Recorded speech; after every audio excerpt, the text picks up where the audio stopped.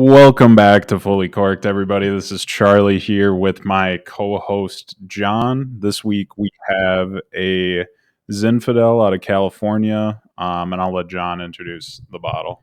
Yeah, a little bit of Zinfandelity this week. We are drinking Cline. And per usual, this is from the Trader Joe's wine cellar selection. Cline Family Vineyards, Old Vine Zin from Lodi, California. Something of note, this is gluten-free and vegan, Charlie.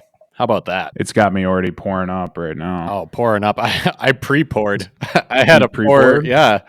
Pre-episode. So it's healthy, right? Gluten-free, vegan. Yeah, good for the animals. 50-plus-year-old vines. I know, the old vine. Without further ado, we should probably get into our first segment, the wine fact of the week. And Charlie, Yep. as is tradition at this point, where did the Zinfandel originate? Well, I think there's been some misinformation. I believe a lot of people think it comes from Italy, but in my studies, I've seen that it's actually originating from the Dalmatian coast of Croatia. Am I wrong? That is exactly correct, Charlie. Thank you for that. There we go. Yeah, anytime. Before we sip, I'm just going to go and briefly touch on the tasting notes. So, in your classic Zin, you're looking for blackberry, strawberry, some peach preserves on the palate. That's a tough one for a lot to taste, but those with the very refined palates will actually taste some peach reserve. And then you might also get a little bit more playful tasting notes such as cinnamon and sweet tobacco. Oh, okay. Yeah, right? Yeah, that's fun. That's fun. That's And, fun. you know, it's kind of interesting that something with the nickname of Zin would taste like tobacco. Yeah. That's pretty funny. And then Yeah, how about just it? the profile on this Zinfandel to take it full circle here. It's a little bit on the drier side.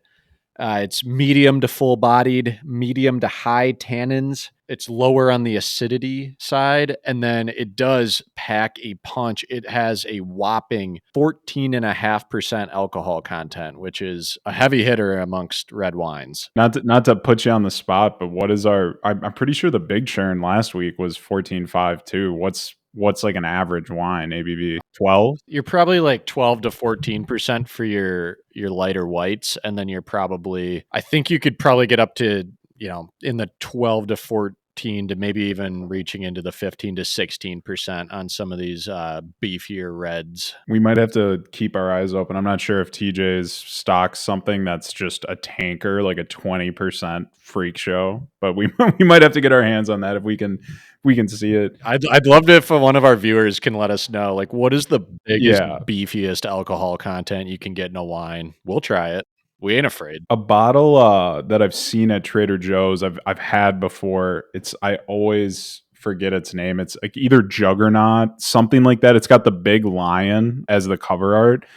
I have a suspicion that might be on the higher end, but I'll take a look next time I'm there and report back. But yes, please, viewers, listeners, give us any suggestion there because we're very happy to venture into deeper water when it comes to the ABV in our wine. If we're feeling brave, I wonder if there's a moonshine-esque like type of wine out there. Like, yeah. We'll get our research team on that. We'll find out. I mean, our viewers know better than anybody. Them and our research team, we'll get some answers. Yeah. I did take my first sip moments ago, and I'm not sure if you mentioned this in the taste profile, but I'm getting some plum or like black fruit. It's like giving me less of your typical kind of red wine taste, more black fruit to me. Yeah, I got the plum. I'm really getting the blackberries. I get why they sneak strawberry and peach in there. Like, it's not like a true lighten it up a little bit. Yeah, lightens it up. I have no cinnamon notes whatsoever. I'd be hard pressed to get any tobacco out of this too, but it does not remind me of taking a drag of a Newport. I'll tell you that. I'm getting no tobacco. Yeah, it is good though. I actually think, last week I thought the big churn, no disrespect to Chardonnay, or I believe wherever in California that was made, but felt like that fell a little flat, particularly on like the second or third glass. This I have high hopes for this bottle. This is a very good first taste. I think it's got an interesting balance that you mentioned too. I mean, it's got some of those like deeper elements, the black fruit, and it's balanced nicely with some kind of easier, sweeter flavors We'll too. see what So, happens when it opens up. oh, mine might be Oh, wide is it open. I've wide had this open? thing open. I opened mine like maybe 40 minutes ago. Oh, let's go. You're probably hitting peak tasting right now. Oh, it's good. Yeah, that big churn was a big disappointment. I agree. It got worse the more we drank. Like I had to put that bottle down. Which is like a rare thing. Yeah. It does not happen often. I really across any liquor. Like the more liquor I consume, the more I'm going to ignore if it's bad. And it was kind of the opposite Yeah, there. we had to So take this one out back to the woodshed and put her down. Yeah, no more big churn. no more big churn. I'm open to all different kinds of wines, but Chardonnay. I mean, as I've mentioned many times, I like Chardonnay, and so that was certainly failed to meet the bar there. These Zins are kind of like the little brother to the Cab Sauv or the Cabernet, in my opinion. Like it's a little lighter. It's not going to smack you in the face quite as much. Maybe a little bit more drinkable. The only qualm I have with this is it feels like it's coming off a little sweet for my taste. Really? Okay, let me get another sip. I wasn't getting pounded by the sweet. Well, it's supposed to be on the drier side, so this could be my palate. I'm quite liking it, honestly. And I really, leading up to the pod, was not thrilled to be drinking wine. I was kind of like, it's been a long week. But it's I'm loving it. I'm loving it. This might be one of the higher ends for me. Like I'm really enjoying it.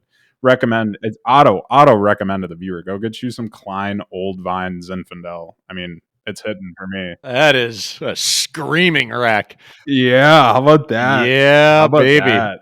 And we're stingy with these ratings too. If you go look at the Vivino, I'm like Yeah. transposing our Google Doc ratings. We do 1 through 10, but they do 1 through 5. And so all of our reviews are averaging like a 2.6 or something like that. And so versus the ratings that are on Vivino, we have trashed almost every single wine that we've tried. So Yeah, we're tough customers. we might have to lighten up, or maybe that's just our reputation. We got very fine tastes. Yeah, I don't want to be just giving out a good rating for nothing. Let's move to John. I know you had a listener reach out to you with a question, and usually we do this in like a longer form questions from the listeners, but this was not off of a prompt that we put in the story, so I figure give the floor to you. Yeah, this was unsolicited. Fantastic question. I love it. Charlie, I'm going to throw it your way. And I'm calling this segment Get the Juices Flowing. Here's the scenario. You are on a date with your newly minted girlfriend, likely a blonde. You never know though. But I'm loving the start of this scenario. This is great. yeah, and she's so cute. You're just so into her. Oh, Sparks have flown. It's amazing. And her family invites you out to dinner. oh, I'm already meeting the family. Yes, you are. Nice. Yeah, this is great. This is the Getting first time serious. meeting them. It's getting serious. So I can't fuck up. No. This is you. Hey, you only get one first impression, so I got to come correct. Okay, I understand. But you're also nervous. She's so perfect. Like you just cannot blow this with the family. So they Yeah. order a nice bottle of wine at dinner. You're having fun, you're chatting it up, but you're kind of just nervously sucking that thing down. And you realize when you get to the bottom of your glass, you're out.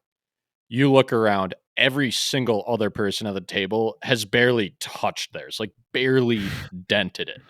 And you have to come to a decision here.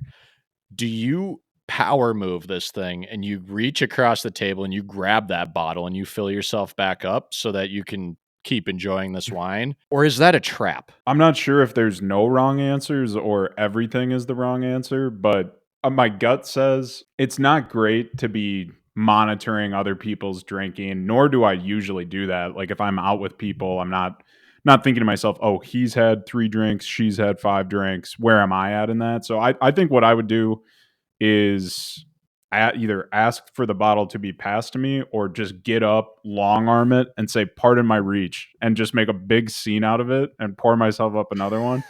Especially, for that first impression, I mean, I totally would understand keeping pace and like not getting over your skis.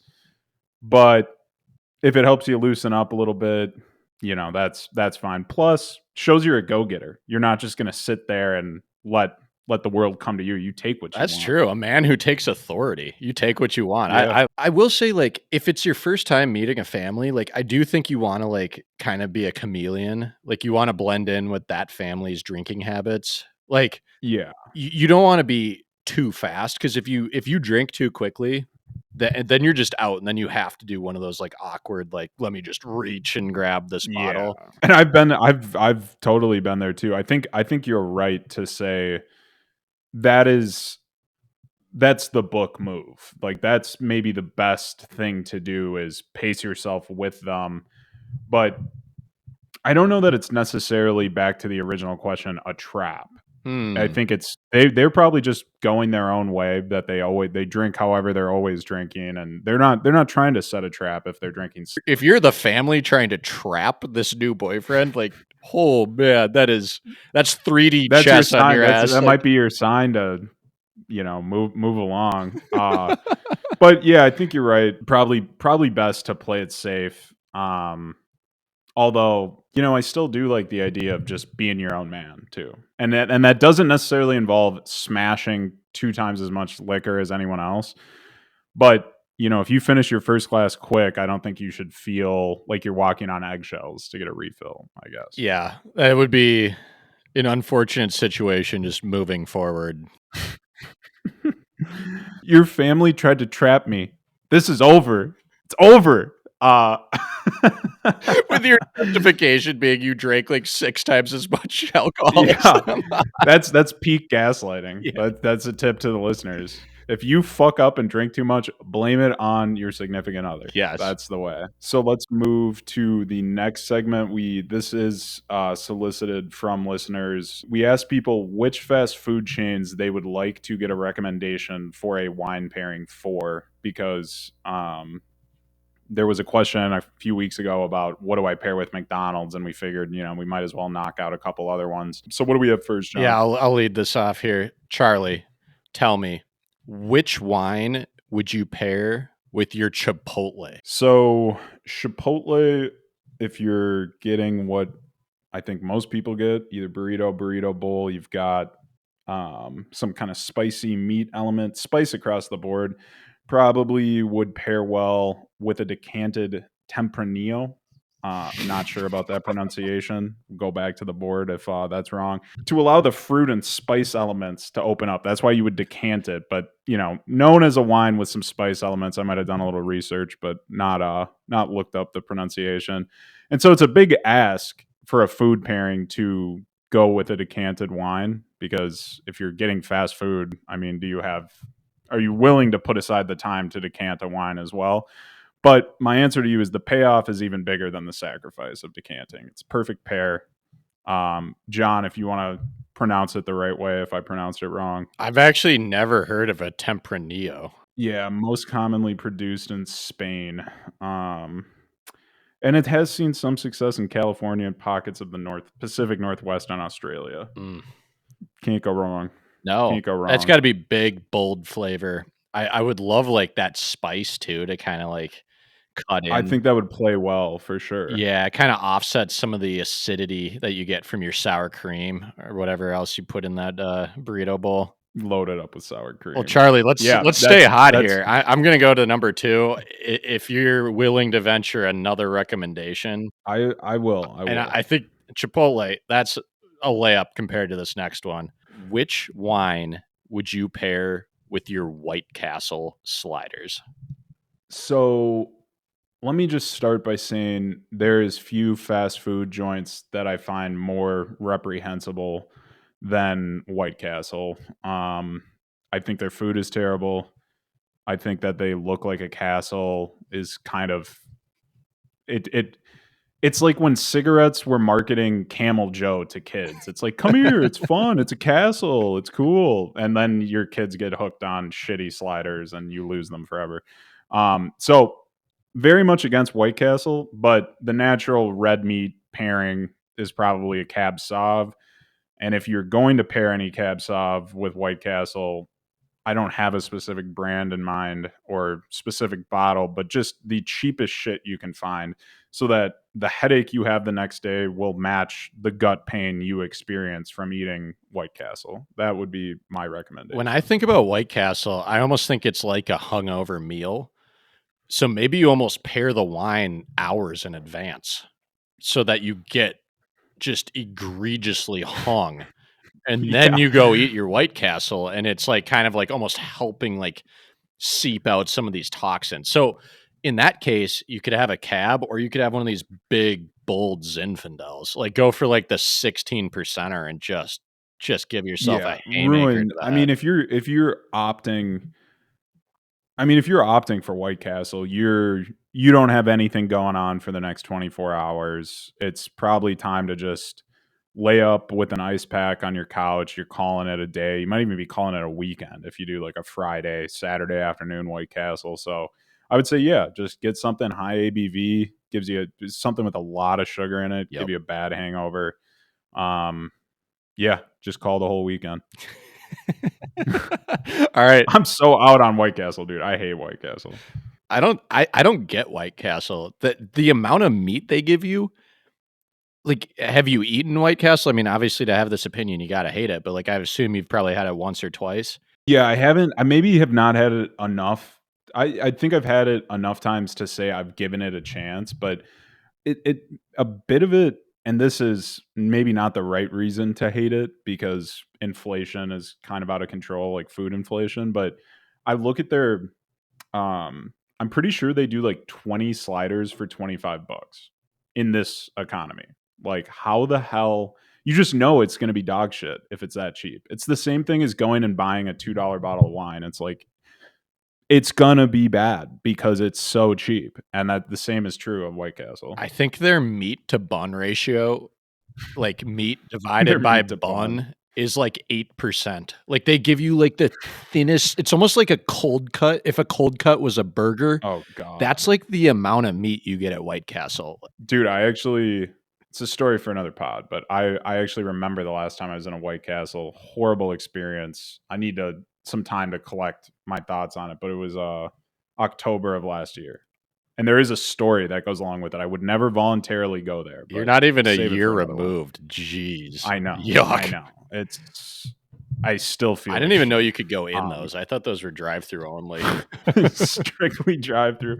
Nobody steps foot in the castle other than the king. All right, so let's move to the next one. So I'll kick it to you here, John. Our next submission was Taco Bell. What do you think would pair well with Taco Bell? I'm imagining maybe a crunch wrap, maybe some tacos, Dorito Loco taco, a burrito of some kind, perhaps. This is tough. I've like tried to think about this. I mean, this is a challenging one.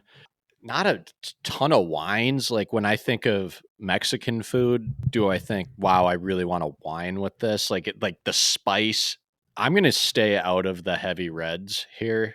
I think you Mm. have to go white when you're Oh, eating Taco Bell. Like I like a chilled white. I think you can pair Taco Bell with not the best wine. I'm almost thinking like yeah, I agree. I'd recommend the Big Churn because that's kind of an Yeah, objective like shit wine, but I don't. gut bomb. The issue is I don't think you want that much butter because you're already having a lot of butter No. off Taco Bell, so you don't want to just add more of the buttery finish on the palate. So that's leading me more to like, oh, you know what'd be good with it is a Riesling. Oh, Yeah, explain. light and bright, nice and fruit notes. It's chilled. I think a Riesling might actually work. And I think that could play well because originally when you went down the white wine path, I was feeling dubious because the pro of going with like a bold red would be you can overpower the taste of the Taco Mm, Bell when you're drinking your wine. But, at the same time, if you had a big sip of wine and then you take another bite of your whatever crunch wrap, that's not going to be a good bite. no. Like it's just going to be bad. So at least like the Riesling you could reasonably it's closer to like a palate cleanser than something that's sticking around in your mouth, you Exactly, know? Charlie. Well put. I mean, it's not gonna linger in your mouth. The issue with the red is you just don't want spicy food or like that, like a lot of seasoning with your red. Like you're eating it with like a steak or something that's just like clean meat. Yeah, I just can't imagine like a Crunchwrap Supreme and a Cabernet pair well at all. No. Don't No. try that at No. home. Yeah, please, people, be safe. All right, let's move on to our last of the fast food pairings.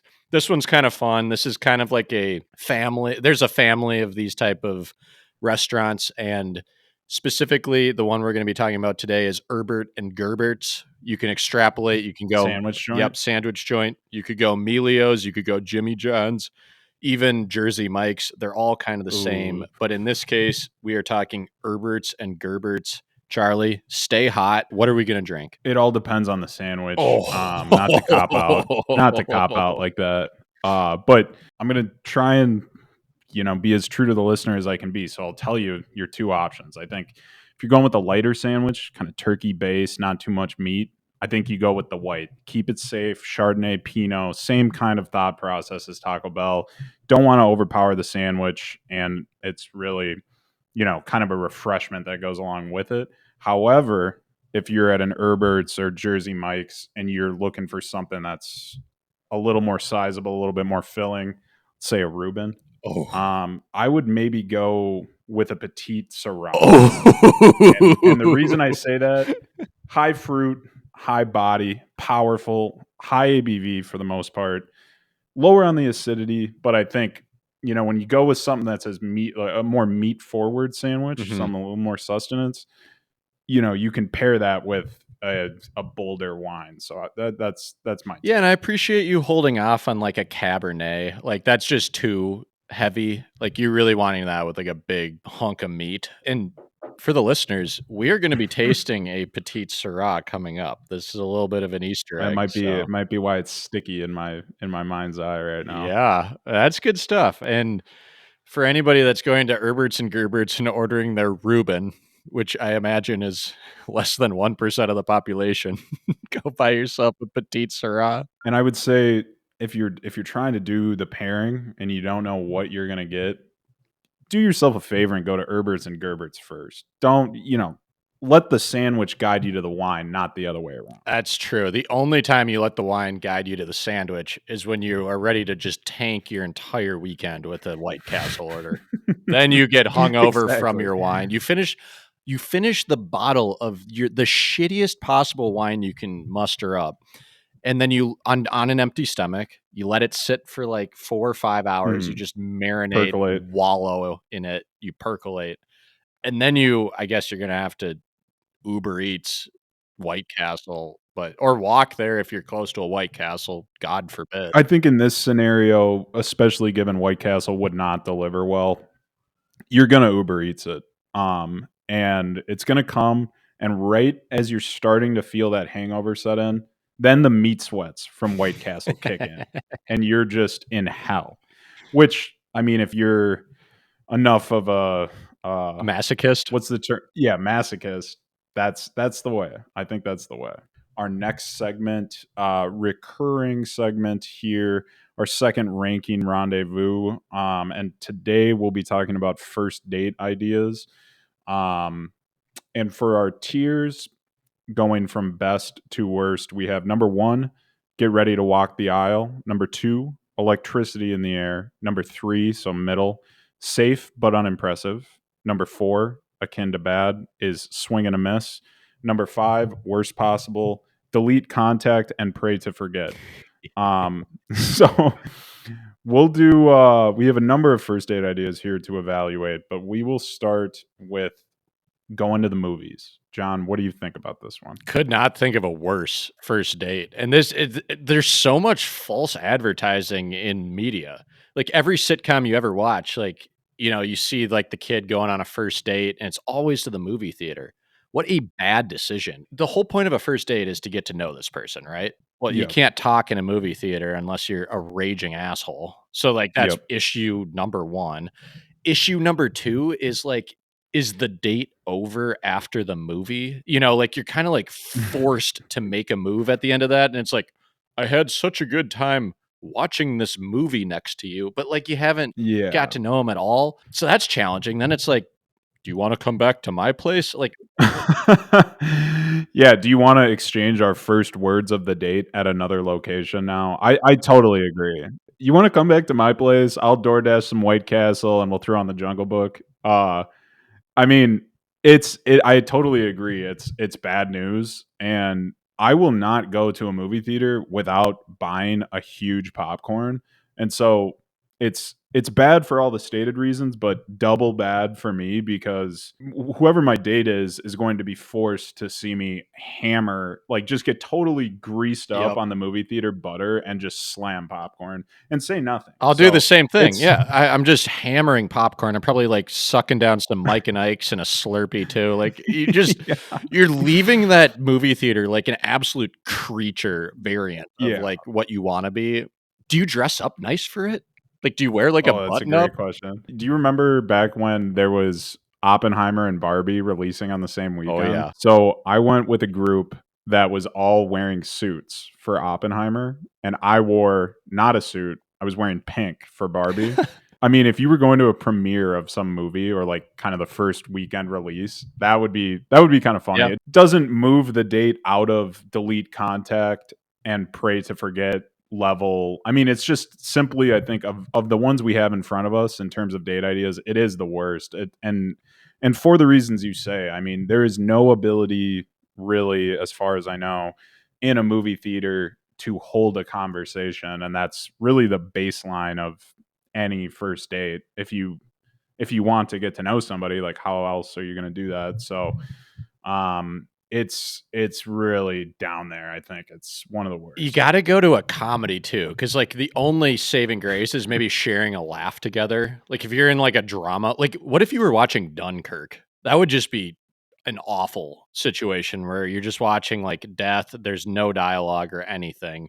But then the comedy's challenging because it's like, what if it's offensive? What if you're laughing your Yeah, what ass do I off laugh and at? she's Yeah. not laughing at all, or vice versa? Like, what if you're like wildly offended and she's just like crying laughing? Like, The comedy piece I agree with, and I just think the better way to do that is go to some like stand up or something. mm, Go to a local stand up show because then you can talk, you can yeah, laugh. There's drinks being served. It's usually like at or adjacent to a bar. And so it all makes way more sense than getting all greased up in a movie theater and saying nothing.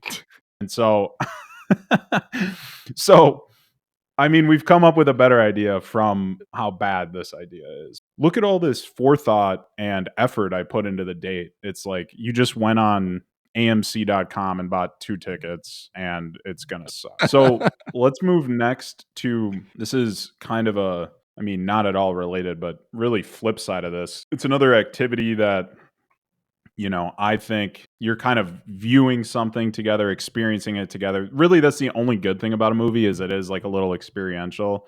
But the next one is concert. I'm not sure exactly where I want to drop this one, but it's in the top two to me. I can't say I've done this a whole lot, top but it two is a best or cool top two worst? top two best. Yeah, I would probably tentatively right now before we get into the analysis, I would put that in electricity in the air because you can have a conversation. I think unless you're just so deep in it, or in my mind, this would be a concert that neither of you it's your favorite Mm. artist because if I'm at my favorite artist, I don't want to I want to sit there and listen and have a great time. But if it's something neither of you have too much skin in the game in, I think that's great because you go, it's fun, you're out and about. Again, serving drinks, kind of natural second, third stop locations around, and it's fun. You're out there in public, you're living your life. I feel like I rarely go to concerts and regret it.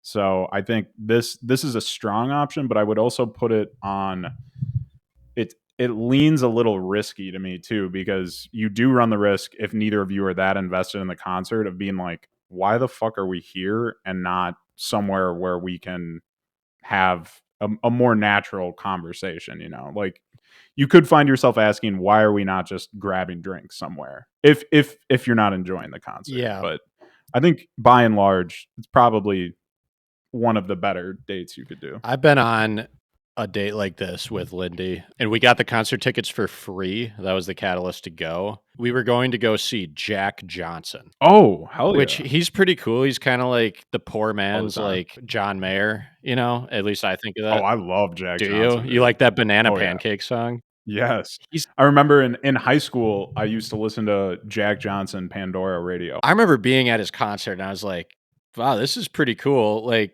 it's fun. The issue I have with concerts, the one issue is there's like usually crowding. What did we call the middling tier? Like, I wouldn't be chomping at the Safe bit. but Safe unimpressive. but unimpressive. And you could come off as unimpressive on this date if you play your For cards sure. incorrectly, and it's all due to like external forces that you can't control. So I'm moving this Yeah. down to swing and a miss. I think this is actually Oh, wow. I acknowledge your points. I think they're all fair. And post neck brace and neck break, I'm not keen to scrap with concert goers. And so I actually think I run the risk of getting bully balled by some people out there. So it might not be the wisest for me, but I continue. I think I'll leave it in electricity in the air. Or actually, you know what? I'll move it to safe but unimpressive, just because I think that's almost the wrong title for this, because Mhm. it's kind of a risky It's one. It's risky. like either super boom and you guys have a great time and it's fucking awesome, or it goes the wrong way and you get dominated. Who is your go-to concert? Like, put yourself in the scenario. It's that cute blonde from earlier, and this is the date Mm. that won her over and got you dinner with her family, where then you drank too much wine. Which concert did you bring her to? Hmm. It would have to be one that I went to and enjoyed, but it can't be too close to my music, like my true musical taste. I'll go with, if you've ever heard the band Phony People, probably haven't. Kind of off the radar, so it fits the bill. But I went to a concert of theirs in First Ave, and it was awesome. Super good time. Not like super sceney band, but I really liked it. In the dream scenario, it would probably be like a St. Paul and the Broken Mm, Bones, Duran mhm. Jones and the Indications. But then I run the risk of, like, I don't want to talk. Like, I'm listening to music right now. Dude, but then So she could also really come through and also not wanna talk, and then you're like, "Wow." this is great. Then we're back to the movies. Nobody's talking, but it's different It is though, because you're different. having a good Yeah. time instead of just being like, this creep just keeps hammering popcorn. All right, Charlie. All right, so I will let you pick. What's the last one you want to Last discuss? one we gotta do, let's cook dinner together. Is that a good first Hmm. date? You invite her over to your place to cook dinner. I do think this is a good date. Um, I think it's good for a few reasons. I would say the one issue is it's a little forward. Like, if this is Yeah. literally a first date, like, Yeah. I don't know many girls that are like, "Oh, yeah, I just wanna come over to this guy's house." Yeah, absolutely. But assuming it's you and me, like, we're trustworthy, good guys, and like we're just going forward with this date, like, I do think it's good. I think you're putting a lot of pressure on yourself though, because she's going to know You immediately. gotta show up. You One, gotta show up. your place. Joke. She's going to immediately know like how wealthy you are, how much money you Or make. Two, she's going to know all about or your just how style you and keep taste. your space, I think would be maybe more important than I that, think but about in college, like, I had multiple people comment on my room decor or my lack thereof. Like, I was told I had, like, the room of, like, a psychopath. Like, I had nothing on my walls, like, it was all white, like, Mhm. and I just thought it was clean. I was like, "I'm just keeping my place clean," and then I found out it was, like, Yeah. extremely off-putting to anybody that walked in there, so Hey, I thought it was nice, but keep thanks. going. Yeah. So that's the issue is outside of just like your actual cooking, everything is going to be like, psychoanalyzed, like it's going to be under scrutiny, like you're under a fucking microscope from day Oh, one. yeah. And then the issue is then you better bring it with your cooking too. And it's Yeah, like what you gotta show up in the kitchen. yeah. You have to. So I agree with all that, and back to the other point, probably listening to something, this it's a great date from the aspect of you really get to know somebody. I would totally agree with your caveat of it's a huge ask to say, hey, come over to my place for the first time you meet somebody. So I think this is a great second, third Yeah. date. Like it's peak of that. First date, I think if you could somehow, make that work, like the logistics of it, or build enough trust to have that happen, like it can be great, but it's another boom or bust, where if your decor and feng shui is no good, she doesn't like your music taste, you fuck up your meal, it's all going south. Or there's so many things that can go right or wrong, but I think as a whole, it's kind of a go-getter move. It's like a total bet on yourself Yeah. because you're revealing so much about yourself right away. And it also fits the bill of you can have a conversation, get to know somebody, see what they're like. So I think for all of those reasons, I think I would say either electricity in the air or maybe the top category. Top category was get ready to walk the aisle. It's one of those two. Yeah. It's risky though. It's risky. It's up there for me, but like the risk is good because it's like if you blow it, you just know you blew it. But like if it goes well, that's like a very good thing that you can build on. And For yeah. sure, for sure. And you know if you blew it. Oh yeah. Oh yeah. Yeah. That's the issue too, is like, probably relatively early into the night and, and there's no escaping. Like, where are you gonna go? So There's no timeouts. The food piece of that would be that matters. What do you think you would select as what you would cater? Doesn't need to be like your favorite dish or your most comfortable it's dish, not but gonna what do be you my think would be favorite dish. appropriate? Oh my god, I'm going light. Light. Oh yeah. The last thing you want is like a big steak and baked potatoes or like a heaping I bowl was of just about to pasta. say Like as a joke, I would go baked potatoes for sure.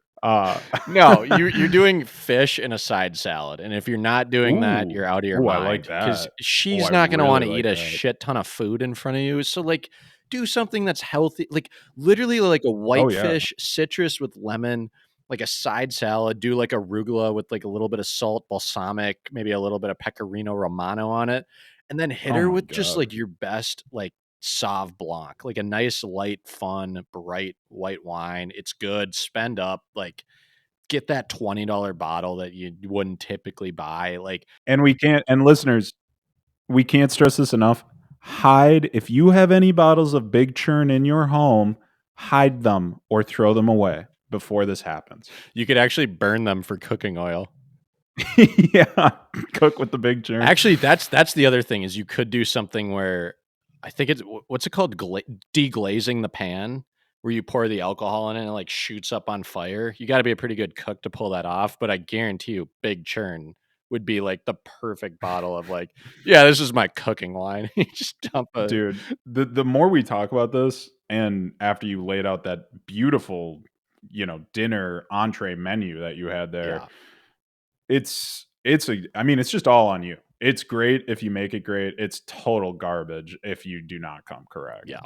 Yeah. Which means it's a good date option to me. Like just do the best you can and it should be good. So, Charlie, that's going to lead us to our last segment. But before we get there, I do want to shout out fans of the week. Fans? Fans. This was a segment Multiple. we missed last week, Charlie. So, we actually have chosen 2 fans of the week for this week. I will rattle off the first, and maybe you could rattle off the second. So, this first fan that we are going to shout out is Taylor T from YouTube. She has been commenting on all of our videos and she has been dropping some extremely insightful comments and just very good positive vibes. We love the engagement. We just love it. We love you, Taylor. You're amazing. Charlie, what do you have to say to Taylor? I think she's great. I mean, it's awesome to see some engagement on YouTube too. So listeners out there, be like Taylor if you've got the time and energy to comment on YouTube.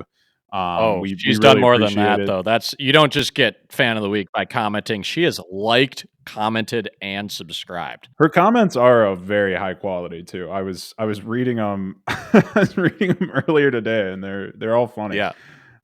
So yeah, we love that. Thank you, Taylor T on YouTube.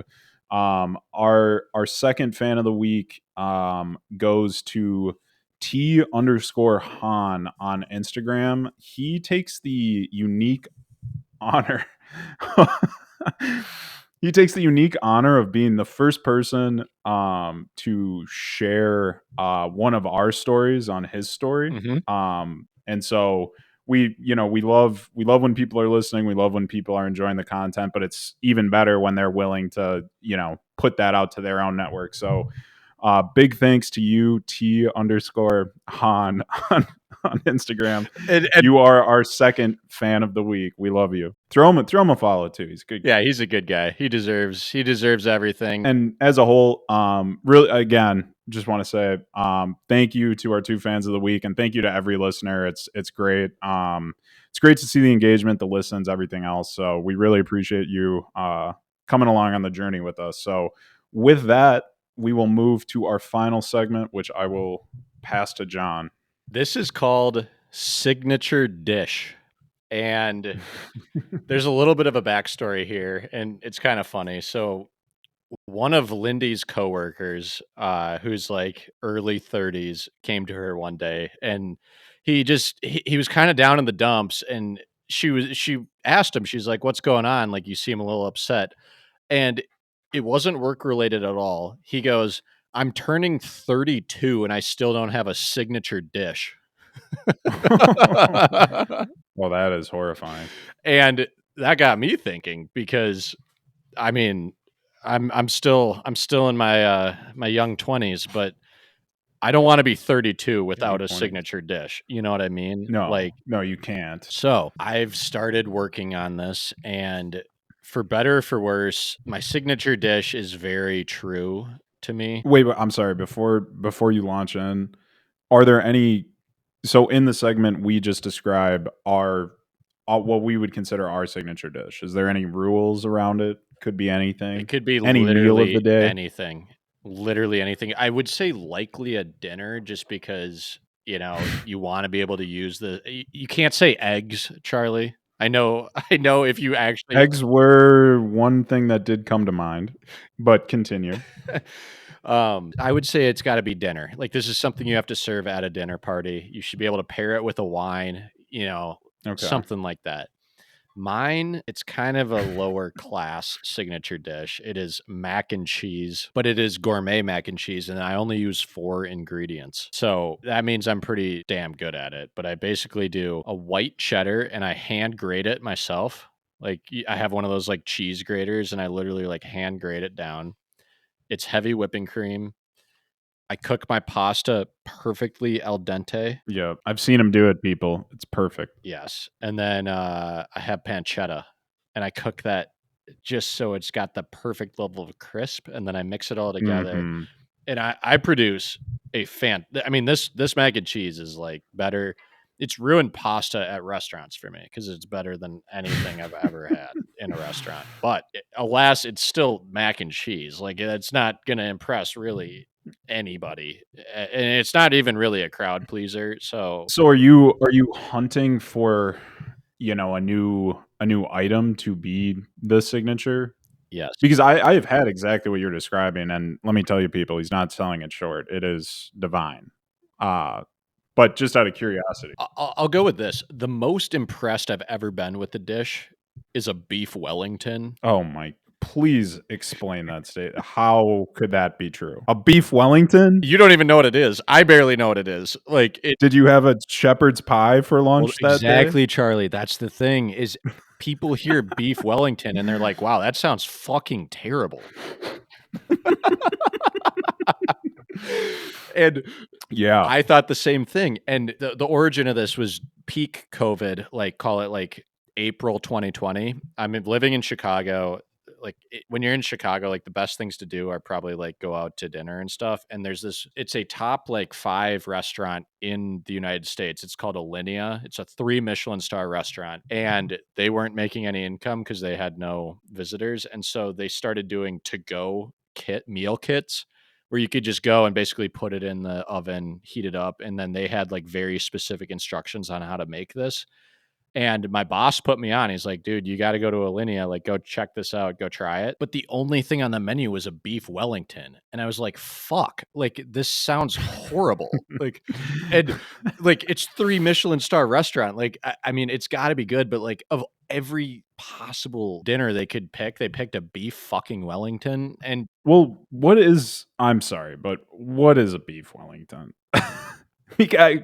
My predisposition is to really attack and dislike the beef Wellington, but it's on the unsteady footing because I couldn't tell you what a beef I Wellington kind of have forgot. All I remember is there's like a beef component to it, and there's like a good sauce that you mix, and there's like some mashed potatoes, and then there's like a little biscuit that you have. So it's of English descent, Apparently, right? I heavily assume that, but I'm not sure. It's the only beef Wellington I've had in my entire life, but I tell you, it was like a Papa John's take and bake or whatever that like basically just took it from this 3 Michelin star restaurant, heated it up, cooked it in my oven.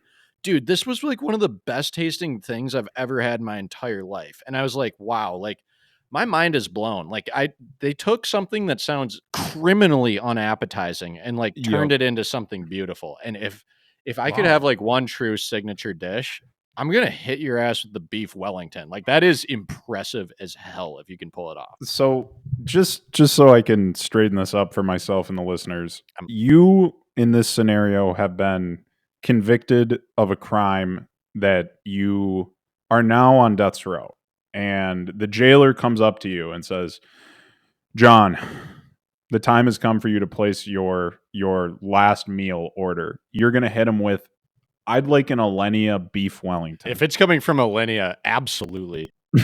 Absolutely. I'll take the beef Wellington. Here's just the background on the beef Wellington for the viewers. What is beef Wellington? This is on delish.com. Beef Wellington is a traditional British dish. Nice job, Charlie. Nice. It's said to have originated in the 1800s after the Duke of Wellington won a victory in Waterloo. The celebratory dish became a classic that rose to popularity as a fancy centerpiece served with dinner parties and holidays in the mid 1900s. Traditionally, the dish centers around a beef surrounded by pate, mushrooms, and some form of ham that is wrapped in puff pastry and baked in the oven. I like the components, like some mushrooms, some beef, some ham, little, okay. I'm in on beef Wellington. I'm not getting it as my last meal, but I guess I can't say ew next time I hear it.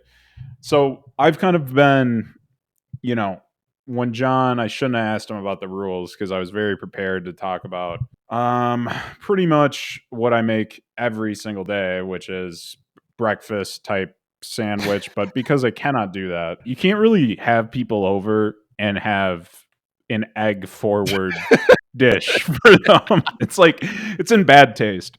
And it also would pair with no wine. Does egg pair with anything? I wouldn't dare pair an egg with a wine. Time. Yeah, we can attack it a different time. I would say, and this is kind of more of a summertime thing, but I did make this one time, so it's maybe not my signature dish, but it was something that turned out really well for me. So summertime when I made it, it was a watermelon salad with cucumber and feta. Oh, so you got a bunch of watermelon, English cucumber, mint, basil leaves, and a ton of feta.